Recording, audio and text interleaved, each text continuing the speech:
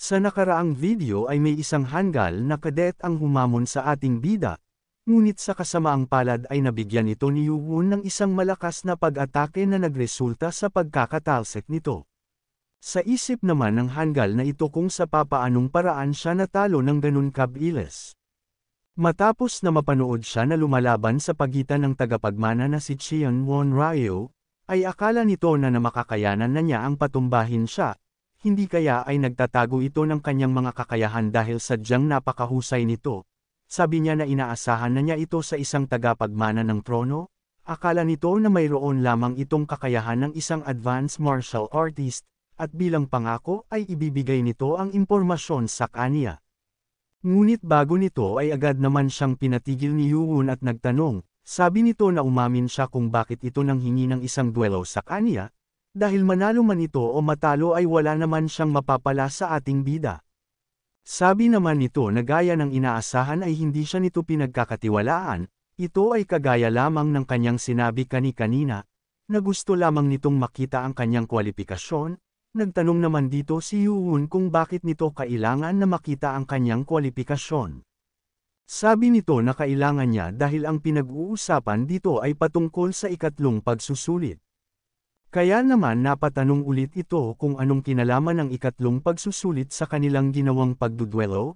Sabi nito na malaki ang tiyansa na ang ikatlong pagsusulit ay isang group stage. Nagtaka naman dito si Yuwon dahil base sa sinabi sa kanila na wala nang magaganap na pagsusulit na magkakagrupo, sinagot naman siya nito, at dahil ito ay hindi nakagaya ng ikalawang pagsusulit, dahil ang pagsusulit na ito ay maglalagay ng malaking pansin sa lakas ng kada individual. Ang layunin ng ikatlong pagsusulit ay ang pumili ng mga high-rank warriors. Tanging ang mga advanced martial artist na nagtataglay ng advanced martial arts, at mayroong 30 taong halaga ng internal energy ang may kakayahan na maging high-rank warrior. Sabi ni Yuwon na sa mga kadet na pumasa sa ikaloang pagsusulit, ay 20% lamang dito ang maituturing na advanced martial artist, kaya naman upang makahabol sa kakulangan sa internal energy ay kailangan nilang ikonsumo ang Black Dragon Medicine Ball, sinang-ayunan naman niya ito, at kapag ang Medicine Ball ay naipamigay na, ay ang malaking bilang ng mga kadet ay mabilis na makakakuha ng 30 taon na halaga ng internal energy, ngunit may nananatili pa ding malaking problema sabi nito, at ito ay ang advanced martial arts. Sabi ni Yuwon, dahil sa ang ikadalawang palapag ng library ay naglalaman lamang ng intermediate martial arts, ay maraming mga kadet ang sigurado na babagsak dito, at kung ang pagsusulit ay hindi ang paghahanap ng mga advanced martial arts ay ibig sabihin lang nito. Sumagot naman dito ang hanggal na tama siya, dahil sa pagsusulit na ito ay bibigyan ng lahat ng secret book para sa advanced martial arts.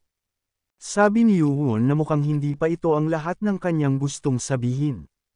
Sumang-ayon naman ito, at sinabi na kung ganito lamang ay masyado itong madali bilang isang pagsusulit, dahil kung ang ikatlong pagsusulit ay patungkol lamang sa pag-aaral sa martial arts, ay 80% ang siguradong makakapasa.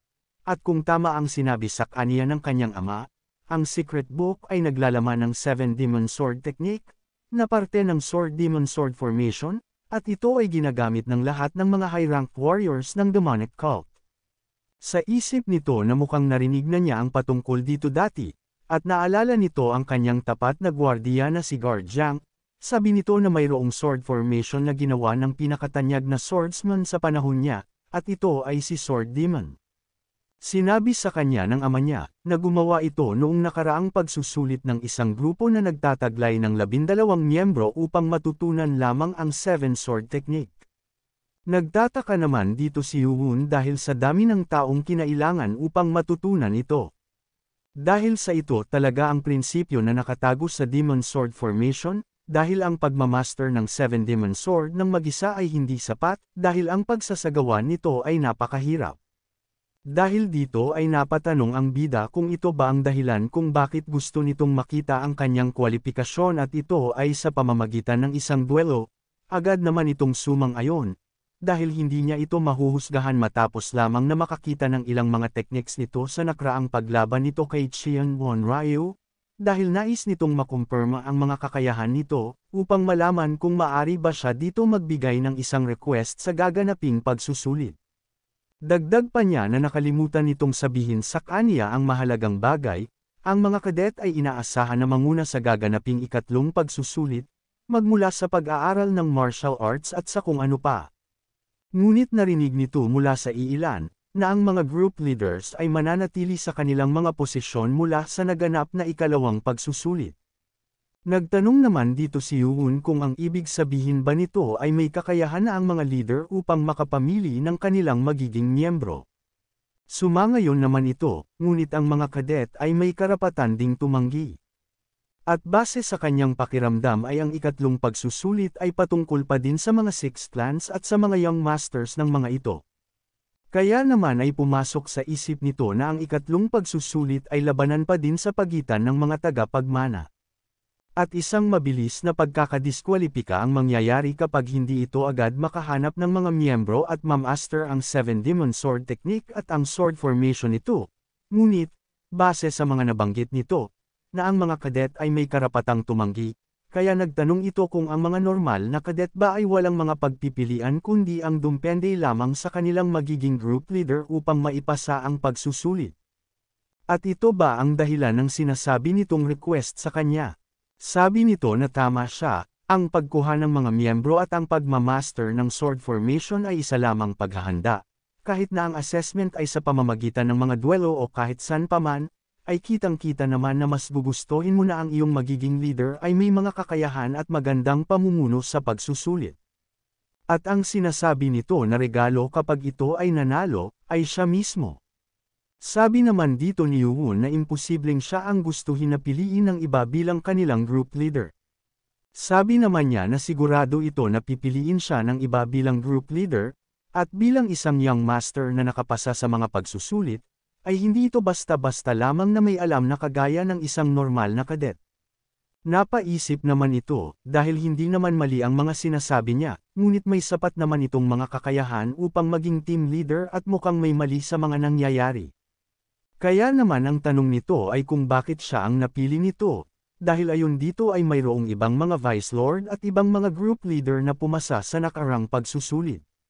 Nahihiya naman itong sinabi sa kanya na hindi niya gustong sabihin ito upang hindi siya mag-isip ng maganda dito, ngunit nagawa na nitong magbigay ng magandang offer sa Young Master ng Dark Clan pati na din sa Sword Clan, at parehas ng mga ito ay tinanggihan siya dahil wala ng bakante sa grupo ng mga ito.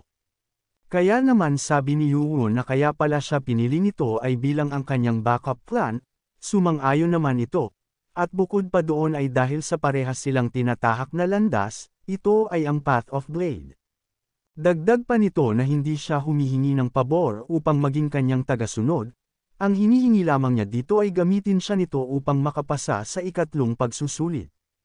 Kaya naman ay nagtanong siya kung tatanggapin ba siya nito.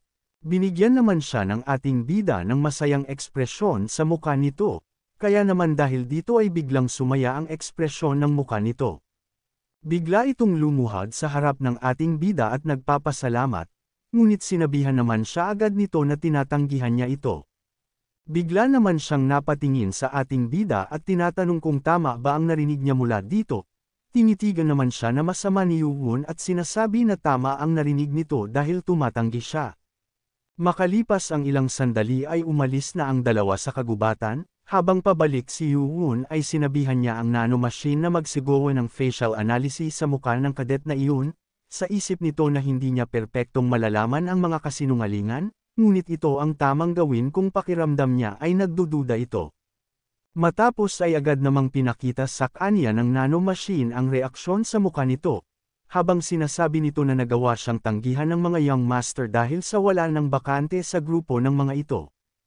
Sabi ng system na base sa maliit na pagbabago sa facial muscle nito ay may 45% itong tiyansa ng pagsisinungaling, at sa sinabi naman nitong ang nais lamang niya ay gamitin siya ni Yoon upang makapasa sa ikatlong pagsasanay, ay sinabi ng nanomachine na ang kanyang muscle ay tuloy-tuloy sa pagkunot, at ang tiyansa na nagsisinungaling ito ay umakyat sa 62%, kaya naman sinabi nito na gusto niya lang itong laruin ng maingat dahil malaki ang posibilidad ng kagaya nito. Sa naalala naman nitong sinabi niya na parehas silang tinatahak na landas ay naalala nito ang hanggal na Young Master ng Blade Clan.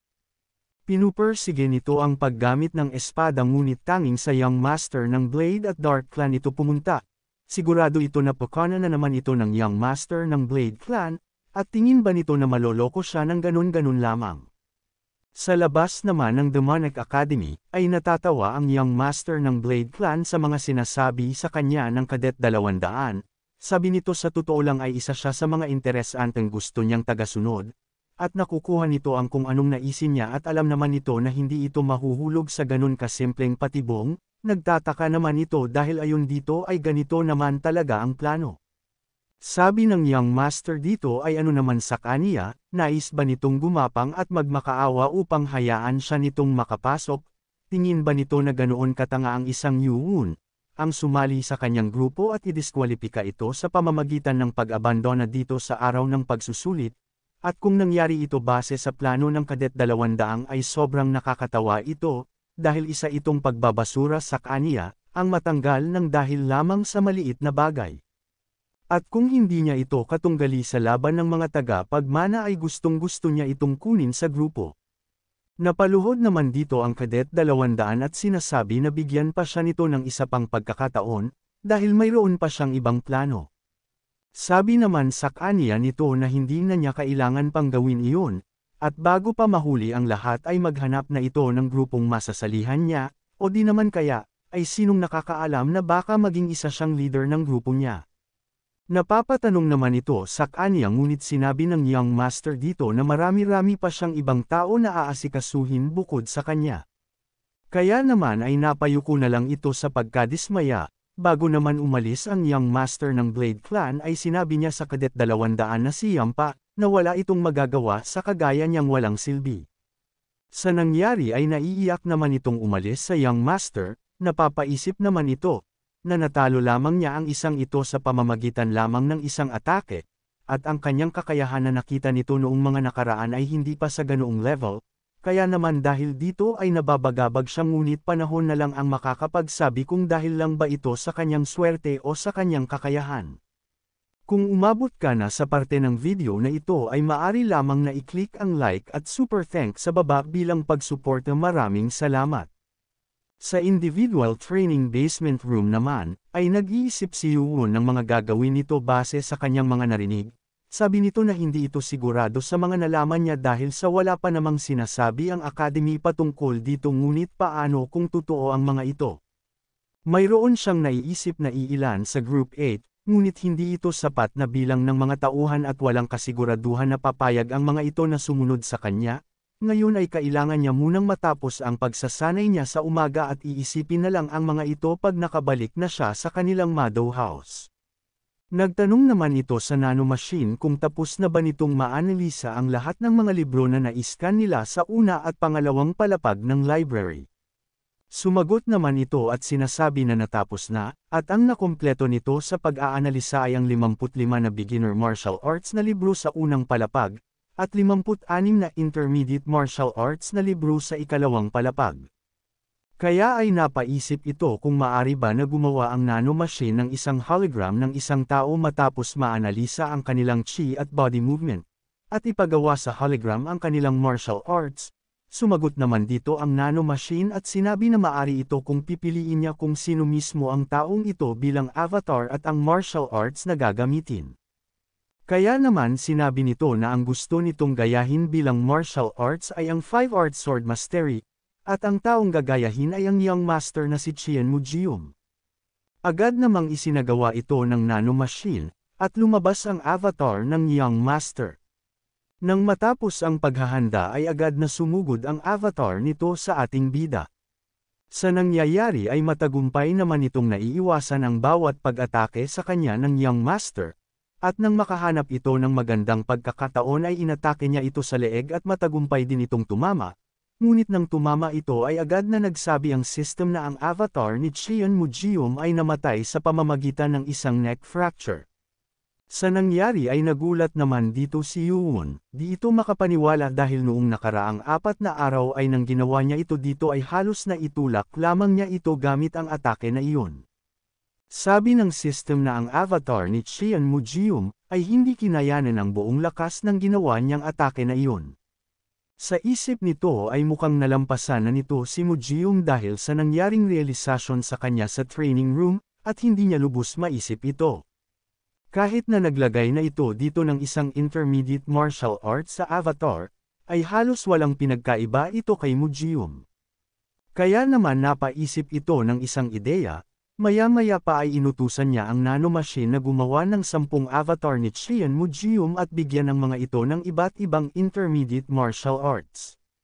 Agad naman na gumawa ang nanomachine ng 10 avatar ni Qian Mujium, dagdag pa nito ang inilagay dito ay ang Heaven-Splitting Flying Sword, Spinning Kick, Emotionless Sword, Triple Killing Sword, Falling Feast, Feast of the Horse, Lying Shadow Feast, Final Emperor's Fist, at Great Sunlight Blade. Napapaisip naman ito kung nahihibang na ba siya upang kaharipan ang 10 avatar ni Mujium, kaya naman sabi nito sa nanomachine na ang 10 ito ay mukhang sobra. Sabay-sabay naman siyang inaasar ng mga avatar base sa pag-uugali na mayroon si Mujium. Tinanong naman siya ng nanomachine kung babawasan ba niya ang bilang ng mga ito. Ngunit sa mga narinig ni Yuun sa mga avatar ay sinabi nito na huwag nan itong gagalawin ang mga ito dahil sabay-sabay niya itong papaslangan. Matapos nito ay sabay-sabay nang nagsisugod sa kanya ang mga avatar ni Mujium. Sa isip nito ay kung aatakihin siya ng mga ito ng sabay-sabay, ay dapat nitong masangga ang unang bogso ng mga pag-atake ng mga ito. Ngunit dahil sa dami ng mga papa-atake sa kanya ay bigla itong napatalon ng malakas upang makaiwas sa mga espada na tatusok sa kanya. Ngunit sa ginawang pagtalon nito ng malakas ay sa di inaasahan ay nontog ito ng malakas, na agad naman itong ikinabagsak. Sa nangyari ay pinahinto ng nanomachine ang nagaganap na laban sa pagitan ng ating bida at ng mga avatar.